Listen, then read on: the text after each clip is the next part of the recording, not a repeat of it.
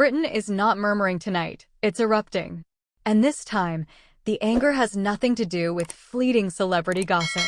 According to leaked reports circulating from sources close to the Montecito household, Prince Harry is allegedly on the brink of regaining full, taxpayer-funded armed security for visits to the United Kingdom. The very privilege that was removed when he and Meghan Markle voluntarily stepped away from royal duties to pursue a private, celebrity-driven life in California. Yes. According to these reports, the same couple who publicly rejected royal responsibility while clinging tightly to royal titles may soon have British taxpayers covering the cost of elite protection once again. That revelation, amplified by sympathetic coverage in outlets such as People magazine, detonated across the country almost instantly. Families already struggling with rising costs, strained public services, and economic uncertainty reacted with fury. To many, the idea of funding armed protection for two self-exiled millionaires living among Hollywood elites felt like an insult layered on top of hardship. What has angered the public even more is the suggestion, quietly circulating among insiders, that this outcome is being actively manifested by the Sussex camp. Carefully timed leaks. Optimistic headlines. Anonymous sources praising a fresh risk assessment. All framed to make reinstatement appear inevitable rather than conditional. The timing could hardly be worse.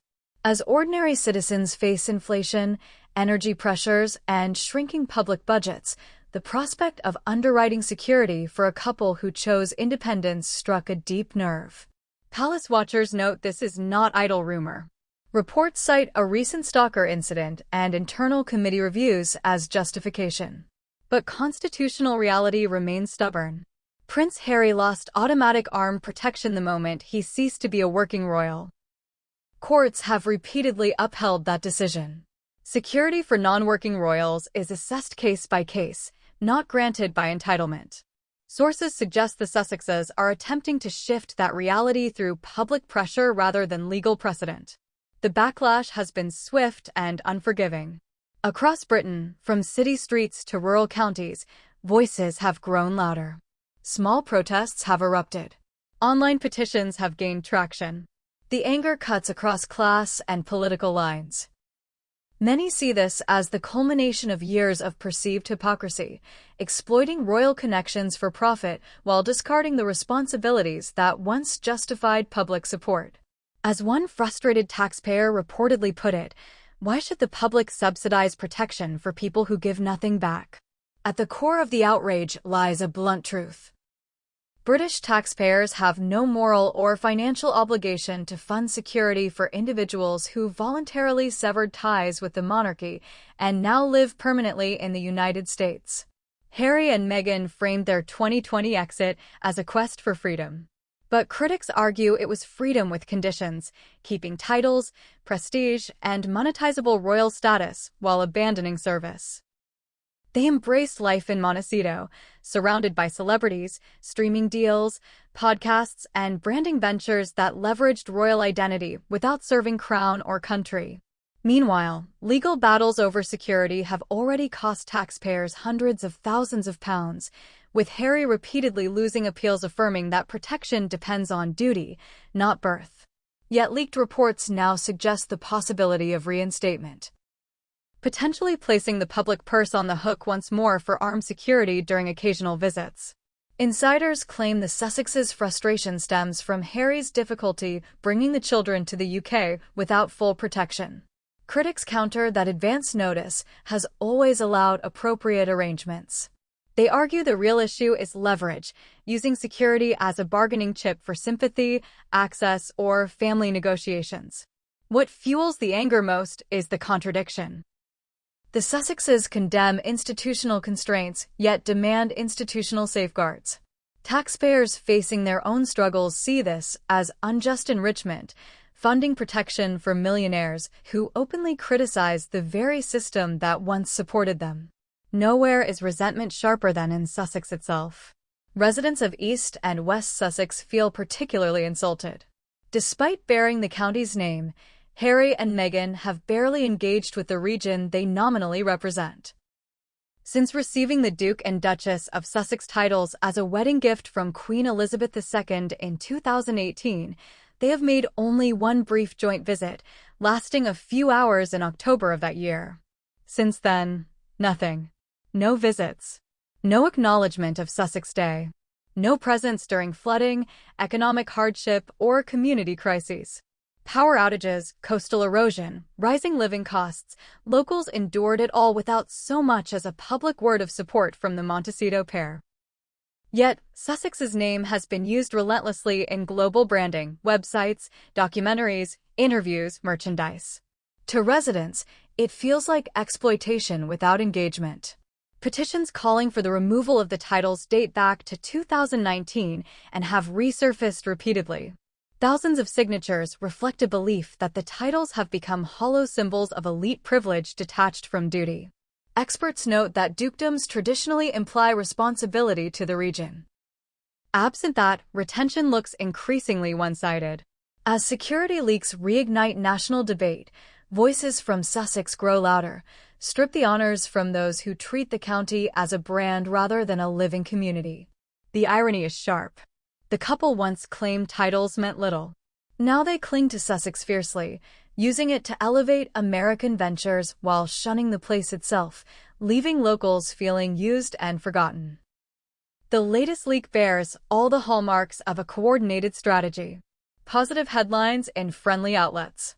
Anonymous officials hinting at approval. Language designed to create inevitability. Reports in early January 2026 claim a new review by the Royal and VIP Executive Committee has deemed Harry eligible for top-tier armed protection during UK visits, potentially extending to his family and opening the door to long-delayed visits by Archie and Lilibet. But careful reading reveals caveats. Hopeful. Under consideration. Not finalized. Critics say it's premature victory declared to pressure decision-makers. British media figures call it coercive, leak optimism, frame resistance as cruelty, force compliance.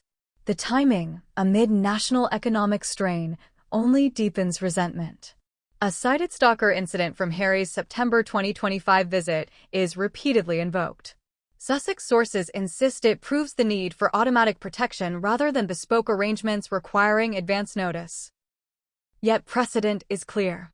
Courts have upheld that non-working royals receive assessed protection, not automatic entitlement. Observers argue the real motives are layered: emotional leverage via the children, convenience for frequent travel, and bargaining power within strained family dynamics. What exposes the tactic most clearly is the synchronized rollout. Identical narratives appearing simultaneously across multiple outlets, mirroring past Sussex strategies of announcing desired outcomes as settled fact. Palace insiders view it with weary familiarity, warning such pressure risks hardening opposition. The audacity is striking. After years of failed legal battles affirming no automatic right to protection, floating reinstatement through media pressure appears to bypass the courts entirely. Constitutional experts warn this sets a dangerous precedent. If ex-royals can reclaim taxpayer privileges through planted stories, what prevents others from doing the same? Public tolerance is thinning fast. Forums overflow with anger. Citizens ask why struggling Britain should subsidize protection for those who rejected service while retaining perks. The strategy may backfire spectacularly, uniting opposition and potentially ensuring the review turns against Harry if perceived as manipulation. This is not seen as genuine security advocacy, but a calculated attempt to reclaim benefits without resuming responsibility. As economic realities tighten, the public message grows firm. Independence means self-reliance. Protests continue. Petitions multiply. Demonstrations in major cities echo the same demand: no duty, no funding. Calls to strip the Sussex titles have returned with force. Monarchists and Republicans alike question fairness. Social media amplifies outrage. Experts warn that proceeding with reinstatement risks eroding trust in the monarchy itself. Security, titles, and privilege are not personal property. They are sovereign grants, revocable at the Crown's discretion. Harry's dukedom was a generous wedding gift, meant to honor service, not serve as a commercial asset from afar. Precedent is clear. Prince Andrew's recent stripping of honors demonstrates how swiftly privilege can be withdrawn when alignment with royal values collapses.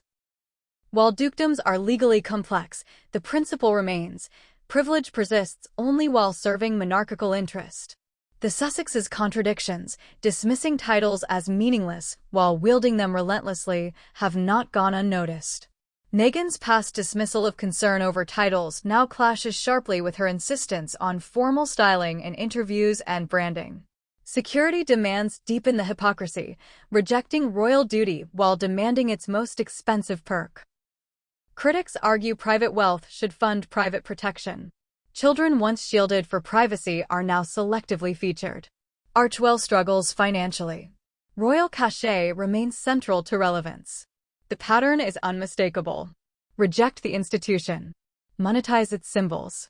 Demand its protection. Public patience has snapped. As 2026 unfolds, Britain appears resolute. Privilege must align with service. Independence must be complete. Half measures satisfy no one. This saga is nearing its reckoning. And if these leaks do manifest into reality, the backlash may be historic, accelerating the very stripping of titles and privileges the Sussexes fear most. Britain is watching, and the message is unmistakable.